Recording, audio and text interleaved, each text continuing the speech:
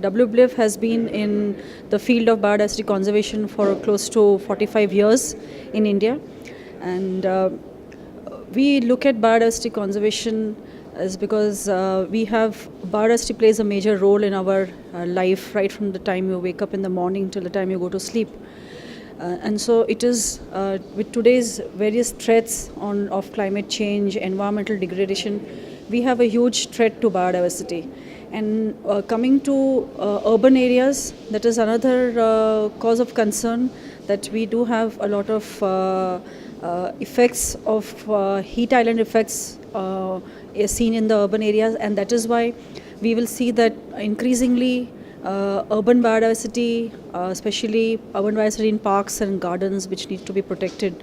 So WWF has been working towards it in association with government agencies, non-government agencies, and trying to build the urban biodiversity. We have been, today in today's talk, we are talking more about urban biodiversity and what can citizens do to be part of this urban biodiversity conservation. So we are also planning to start a citizens-based initiative on biodiversity documentation in the city, where students, it can be people from any walk of life, even it can be housewives. They see a photograph of an animal or a plant, they can take a photograph, upload it onto this website, and they can either get it identified or they can add to the already existing knowledge for the city of Hyderabad. So this is what we are trying to do from WWF. So today's talk, we are covering everything about the need for biodiversity conservation. We are talking about earlier how there used to be a good connect between for biodiversity, natural habitats and natural corridors were there, but more and more you can see that biodiversity it can find a place to live provided we give them spaces. Like example, we used to have a common in front of the houses. We used to have a portico. We used to apply the Indian mugu, and where the sparrows and other birds used to come and eat. And this mugu flour was made from rice flour.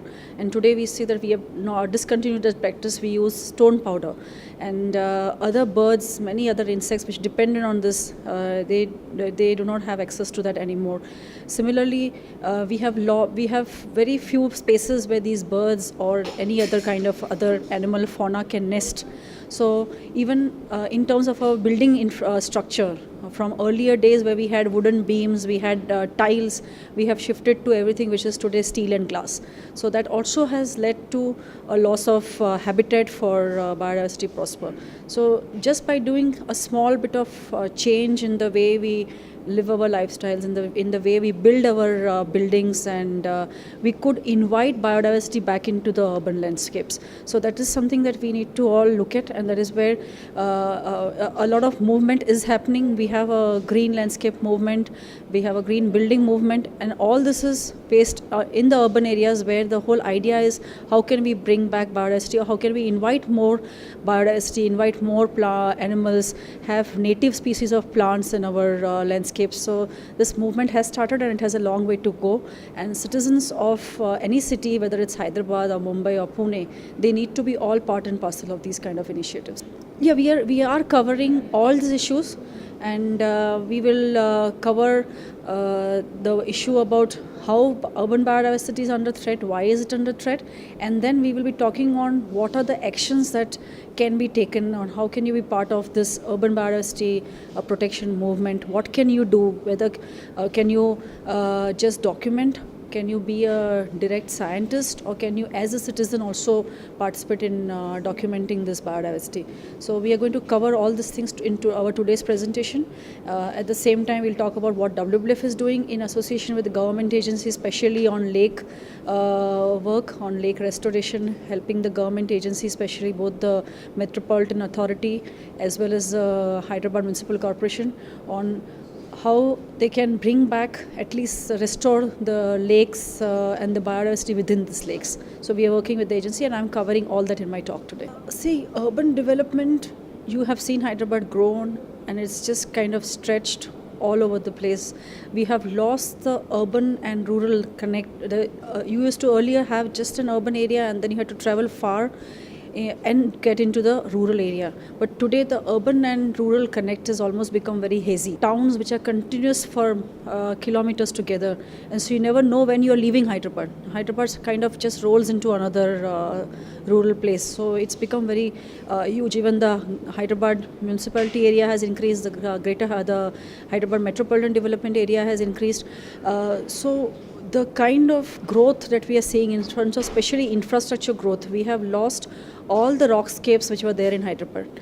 Most of them are gone, and they just looked like rocks to most people. But there was a lot of life, there was a lot of biodiversity associated with these rocks. We have lost those life also. So we cannot just look at these stone things and things, oh, they are just mute spectators. But that stone thing also had life, and that is what we have lost. And some movement is on to protect few rocks as heritage rocks, but definitely most of it is gone. No, in fact, you will be surprised to know that Hyderabad was host to almost 190 countries 2 years back as part of the COP, Conference of Parties on Convention of Biological Diversity. And at that time, Hyderabad took a very good step in trying to analyze what is their biodiversity. They came out with a city biodiversity index, where they have analyzed how does the city fare in terms of its biodiversity, what are the governance mechanisms in place to conserve biodiversity, and they are taking every possible step to improve this biodiversity. So we are actually moving towards a positive way, and I think that's a very positive sign that if the government agency believes that it can be done, then it will be done, and that's a very huge step for the city of Hyderabad. There was an analysis done 2 years back. The city biodiversity index for Hyderabad was 36, and with the new steps they have taken up, increasing the native biodiversity, plant species, removal of invasive species in terms of plants, they have started taking the steps. So the score has now gone to 54, but the international score to reach is 92. So I'm sure there's a long way to go, and definitely we can reach that if we have such dedicated efforts being made.